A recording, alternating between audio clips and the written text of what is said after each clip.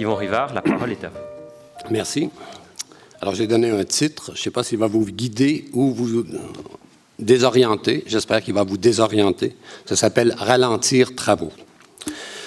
En 1993, au moment où la réforme Robillard s'apprêtait à supprimer un cours de philosophie obligatoire au cégep, j'ai écrit une brève défense de la philosophie dans une lettre envoyée aux journaux qu'avaient co-signé une vingtaine d'intellectuels et d'artistes qui n'avaient pas de lien professionnel avec la philosophie. La lettre a été publiée, mais les Pierre Dansereau, Marcel Ferron, Pierre Vadeboncoeur, tous ces gros noms ne faisaient pas le poids. C'était, après tout, des gens qui ne faisaient rien de vraiment utile, des gens dont le travail consistait à penser, à imaginer, à rêver. On connaît la suite. Les cours sont passés de 4 à 3 et aujourd'hui risquent de passer à la trappe de l'adaptation aux besoins du marché, tout comme la littérature depuis quelques années est grugée sournoisement par les communications, c'est-à-dire par l'art de dire ce qui reste une fois que la parole a été vidée de son silence. Pour être pris au sérieux, cette fois, j'ai décidé de convoquer non plus des littéraires et des artistes, tous ces assistés sociaux qui critiquent le monde tout en le squattant, qui imaginent ce que serait le monde s'il était fait par des gens capables de ne rien faire, ne serait-ce que le temps d'apercevoir qu'aucune activité humaine n'a de sens et est vouée à l'échec si elle ne s'enracine pas dans l'expérience sensible du monde et ne procède pas du désir de connaître la pensée à l'œuvre dans le monde et enfin du désir de participer à cette œuvre. Car c'est cette expérience et cette connaissance de la beauté harmonieuse du monde qui fait de nous des humains. Serais-je entendu cette fois si je fais appel à un génie et à un clochard? C'est le pari que je fais, tout en étant certain de le perdre, mais j'espère ainsi me donner à moi-même des alliés pour combattre la bêtise à laquelle personne n'échappe complètement, même ceux, et peut-être surtout ceux qui pratiquent la pensée, qui risquent de produire des idées qui prolifèrent artificiellement au-dessus du réel, des idées meurtrières qui ne répondent ni des êtres, ni des choses qu'ils ont pourtant pour fonction d'éclairer, de relier. Pour répondre à la question qui nous est posée à cette table, quelle école pour faire quelle société, que pourrait être une école qui valoriserait positivement la culture, il nous faut, je crois, essayer de comprendre pourquoi la culture, même la plus haute, ne suffit pas à entraver la violence. Comme le dit Georges Steiner, il ne faut jamais oublier que les nazis écoutaient Bach le matin et torturaient l'après-midi. Et on pourrait ajouter que pendant la même période, Heidegger continuait d'enseigner l'être et le temps. René Char a écrit « On ne peut pas, au sortir de l'enfance, indéfiniment étrangler son prochain ». La question qu'il faut se poser, si on veut une école qui nous fasse passer de l'enfance à l'âge adulte sans devenir des esclaves et des assassins, en uniforme ou en cravate, est la suivante. Qu'est-ce que penser? À quel moment la pensée cesse-t-elle de fonder l'humain, de créer une communauté qui permet à chaque personne d'être libre et solidaire? Si cela peut nous consoler, le mal qui nous afflige est plus ancien que nous, ce qui, évidemment, ne nous dégage pas de toute responsabilité. Einstein, c'est le génie, le clochard viendra plus tard, écrit en 1930, et je le cite, « Il y a beaucoup de chaires d'enseignement, mais il y a peu de professeurs sages et généreux. Il y a beaucoup de grands amphithéâtres, mais il y a peu de jeunes gens désireux de vérité et de justice. » Fin de citation. Einstein, rappelons-le, a quitté l'université dès que Hitler a pris le pouvoir et explique ainsi la faillite intellectuelle et morale de l'éducation, les deux étant pour lui indissociables. Je cite, « Il ne suffit pas d'apprendre à l'homme une spécialité car il devient une machine utilisable, non pas une personnalité. Il importe qu'il acquiert un sentiment, un sens pratique de ce qui vaut la peine d'être entrepris, de ce qui est beau, de ce qui est moralement droit. Sinon, il ressemble davantage, avec ses connaissances professionnelles, à un chien savant qu'à une créature harmonieusement développée. » Fin de citation. Einstein relie donc constamment la perte des valeurs morales à une surspécialisation de l'esprit. Il écrit dans un autre texte « Je crois que l'exagération de l'attitude férocement intellectuelle, sévèrement orientée sur le concret et le réel, fruit de notre éducation, représente un danger pour les valeurs morales. » Fin de citation. Si on lit attentivement, on comprend qu'il dénonce ici deux dérives de la pensée. celle qui rabat la pensée sur le concret et le réel, en s'éloignant, pourrait-on dire, du silence des espaces infinis de Pascal, et la deuxième dérive, celle de la pensée férocement intellectuelle, qui se prend pour objet, qui s'éloigne du réel en réduisant le réel à ce qu'elle en a abstrait. Pour combattre ces deux erreurs qui condamnent la pensée, dit-il, à un réalisme simplet ou bien à une intellectualisation féroce, Einstein ramène la pensée à sa base, l'enracine dans l'émotion première dont elle ne sera que le développement. Il écrit « J'éprouve l'émotion la plus forte devant le mystère de la vie. Ce sentiment fonde le beau et le vrai, il suscite l'art et la science. Si quelqu'un ne connaît pas cette sensation, ou ne peut plus ressentir étonnement ou surprise, il est un mort vivant et ses yeux sont désormais aveugles. » Même chose pour Newton. Je cite, « Toute ma vie, écrit Newton, je n'ai été qu'un garçon jouant sur la plage et me divertissant de temps à autre en découvrant un galet mieux poli ou un coquillage plus beau que d'ordinaire, alors que le grand océan de la vérité s'étendait devant moi dans la totalité de son mystère. » Fin de citation. Sans cette expérience dans laquelle la beauté débouche sur la vérité et la vérité sur le mystère, il n'y a pas de connaissance possible, pas de pensée véritable, car la pensée humaine est précisément ce sentiment, cette sensation, cette intuition que je ne suis pas coupé du monde, que je peux connaître le monde. Lors de cette expérience, écrit Einstein, l'être découvre alors l'ordre et la perfection, là où le monde de la nature correspond au monde de la pensée. L'être ressent alors, dit-il, son existence individuelle comme une sorte de prison et désire éprouver la totalité de l'étang comme un tout intelligible. Fin de citation. C'est dans ce sentiment dont on ne peut sous-estimer la force que commence le travail de la pensée absolument détaché de la vie pratique, dit Einstein, car la pensée ne peut rien sans c'est lui qui parle, sans cette confiance profonde en l'intelligibilité de l'architecture du monde, sans cette volonté de comprendre, ne serait-ce qu'une infime particule de l'intelligence se dévoilant dans l'univers. Fin de citation. Moi qui ne comprends rien à la physique, qui ai beaucoup de mal à démêler le temps et l'espace, je reconnais pourtant dans ce désir de comprendre l'univers dont procède la recherche scientifique, ce même désir qui anime les philosophes présocratiques, comme Héraclite, s'extasiant devant le soleil qui a une largeur de pied d'homme, dit-il, ou un poète comme Hölderlin qui rêve d'habiter poétiquement la terre, c'est-à-dire d'élargir le moi, de le libérer de sa prison en lui donnant le monde pour maison. Ce désir de connaissance que suscite l'émotion devant le mystère de la vie, Einstein le rapproche du sentiment religieux. J'appelle, dit-il, cela religiosité cosmique. Mais cette religiosité ne connaît ni dogme, ni Dieu, conçu à l'image de l'homme, et donc aucune Église ne peut l'enseigner. Fin de citation. Du coup, Einstein balaie l'opposition entre l'esprit scientifique et l'esprit religieux, qu'a entretenu une époque, dit-il, bien installée dans le matérialisme où la peur de la métaphysique a causé bien des dégâts. Fin de citation. Combattre donc la spécialisation qui mène aux chiens savants, c'est bien sûr décloisonner les savoirs, car la soif de connaissance, dit Hannah Arendt, ne peut être étanchée en raison de l'immensité de l'inconnu. Autrement dit, la connaissance est générale où elle n'est pas. Elle vise à expliquer la totalité de l'être où elle ronronne dans un petit coin, satisfaite d'avoir répondu à des nécessités pratiques ou d'avoir élucidé des questions théoriques. Si Einstein a pu faire avancer notre connaissance de l'univers, c'est que pour lui, la distinction entre physique et métaphysique, entre sensible et supersensible, cette distinction n'existe pas. Comment ne pas penser à Pythagore, qui passait tout naturellement des mathématiques à la musique et au mysticisme? Je ne veux pas ouvrir ici un débat qui dépasse ma compétence, mais je peux affirmer, sans crainte de me tromper, que l'éducation a pour but d'ouvrir l'esprit à ce qui le dépasse, car l'esprit appliqué à l'étude d'un objet bien précis ne parviendra jamais à connaître cet objet que s'il le relie à d'autres objets encore inconnus, et ainsi de suite, jusqu'à l'épuisement de l'esprit et non à l'épuisement du stock inépuisable d'objets qui constituent le monde.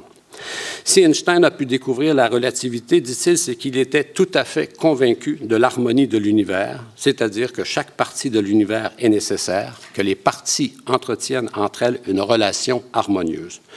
Newton n'a cessé de s'étonner de la beauté et de la variété des galets déposés sur la plage, et porté par cette émotion, il s'est laissé happer par le grand océan de vérité. Il a voulu découvrir ce qui présidait à la création d'un tel univers. Un autre physicien, Bohr, écrit que lorsque la connaissance de l'univers s'approfondit, une cohérence de plus en plus grande de l'univers nous est intelligible et nous en venons à vivre ainsi dans le sentiment toujours plus riche d'une harmonie éternelle et infinie, bien que nous ne puissions que sentir sa présence vague sans jamais réellement pouvoir l'agripper.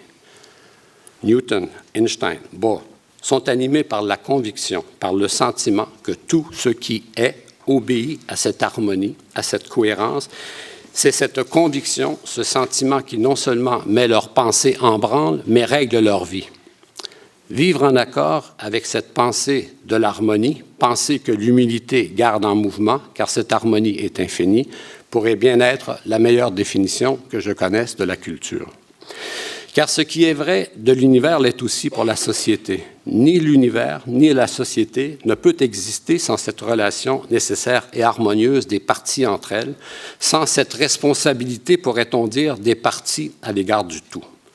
Une société saine, écrit Einstein, n'existe que par des êtres indépendants, mais profondément unis au groupe. Je dois réveiller ce sentiment de responsabilité morale.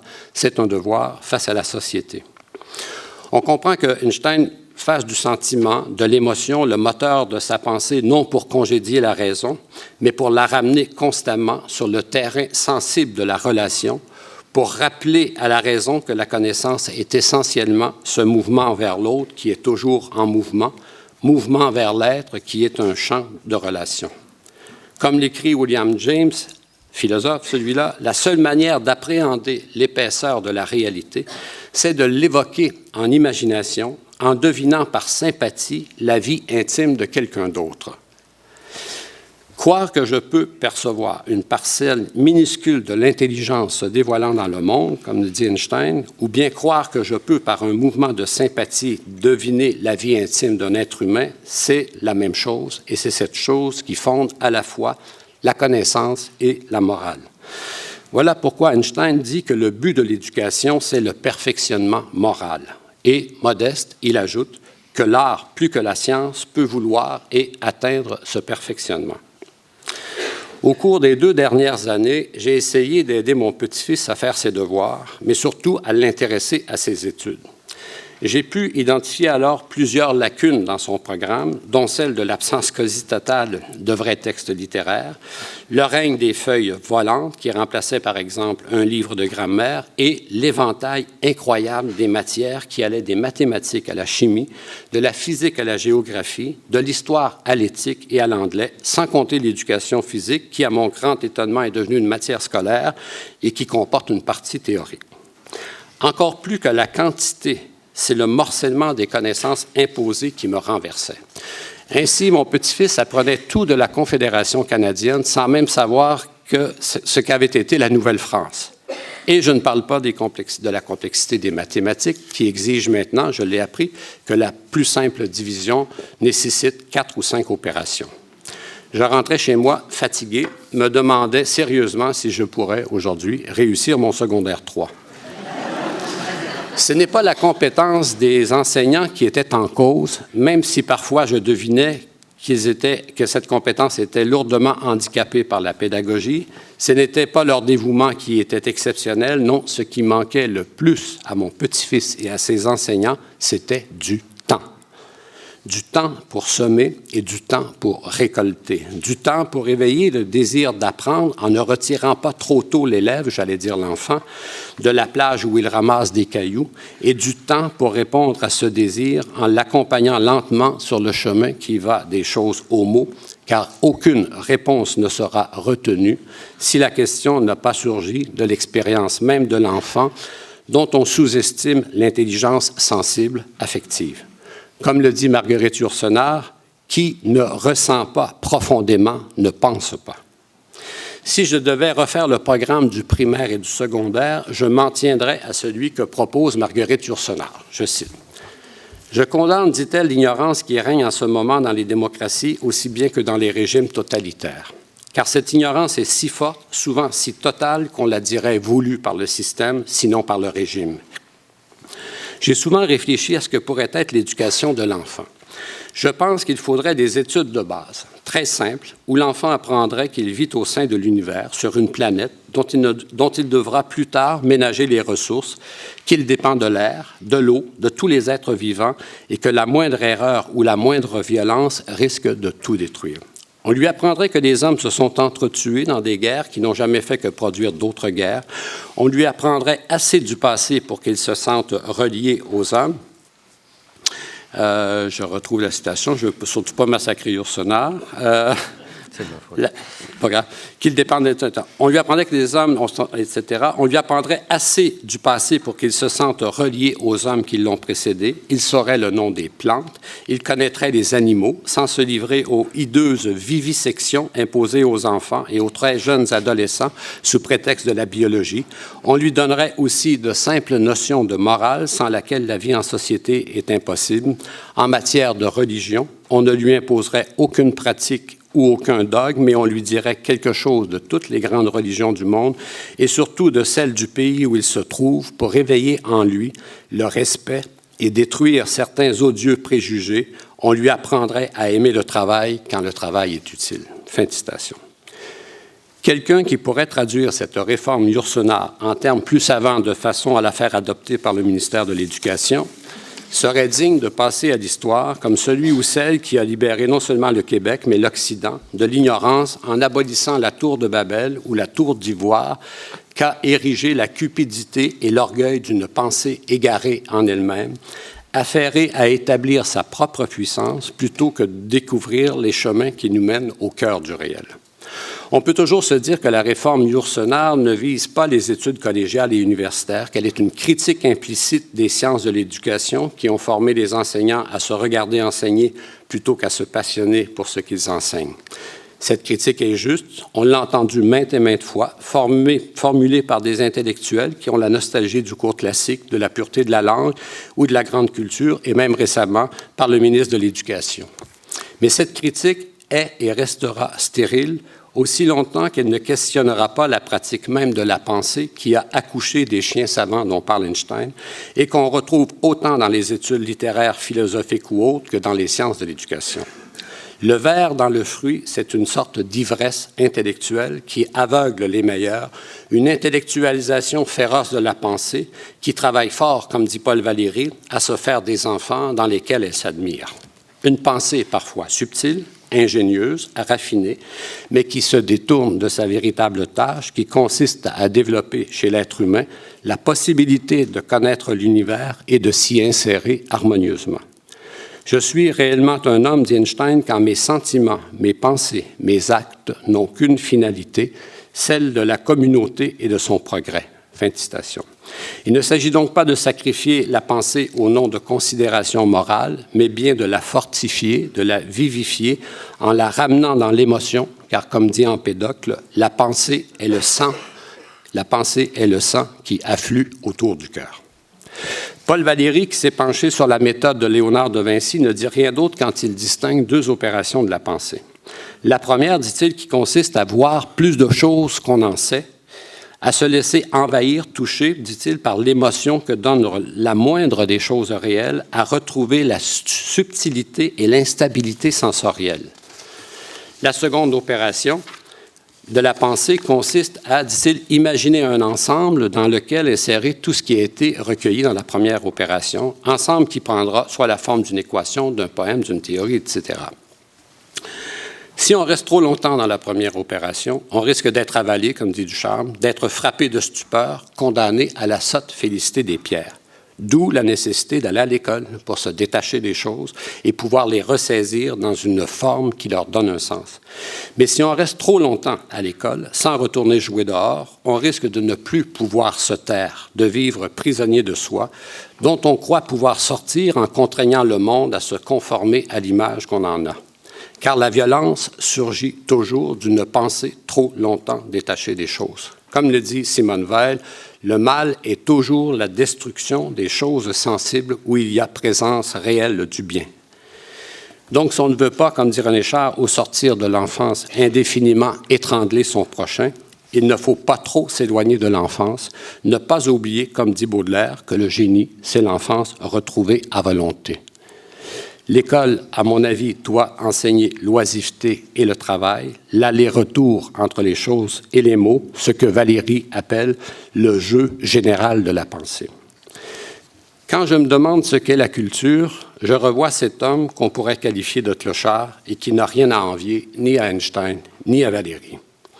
Pendant 2 ou 3 ans, j'ai observé de la fenêtre de mon appartement, très tôt le matin, ce vieux monsieur, tout courbé, presque bossu, qui gagnait sa vie en ramassant dans les bacs de recyclage les bouteilles vides qu'il allait revendre non pas au dépanneur, mais au supermarché, car c'était à sa façon un gros commerçant.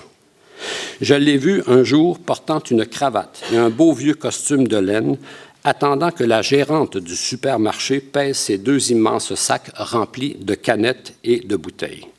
Il était fier, il souriait, la récolte avait été bonne, tout en lui semblait dire « Me reconnaissez-vous dans mes beaux habits? C'est moi et je suis aussi des vôtres. » Gagner honnêtement sa vie à la sueur de son front en recueillant les restes de l'abondance, c'est déjà quelque chose. Mais Montclochard, mon héros, faisait quelque chose de plus, quelque chose de gratuit. Il ne se contentait pas de ramasser les bouteilles ou les canettes payantes, il prenait le temps de mettre de l'ordre dans les bacs, de remettre dans leurs bacs respectifs le verre, le plastique et le papier que les gens, par paresse ou négligence, avaient jetés dans le mauvais bac. Quand les journaux étaient éparpillés dans la ruelle parce que les bacs débordaient ou que les gens n'avaient pas pris la peine d'y déposer leurs journaux, notre homme ramassait les journaux feuille par feuille et les remettait dans le bac, quitte parfois à devoir les compresser. Je ne sais pas quelle formation cet homme avait reçue, mais pour moi, cette formation a fait de lui un homme cultivé. En posant ces gestes gratuits, si tôt le matin que j'étais sans doute le seul à les remarquer, en combattant le désordre de ma ruelle, il empêchait à sa façon le monde de sombrer dans le chaos, dans la barbarie. Il s'inscrivait concrètement dans la communauté humaine dont il pressentait qu'elle ne peut exister que si chacun fait sa part pour en découvrir et en préserver l'harmonie. Merci.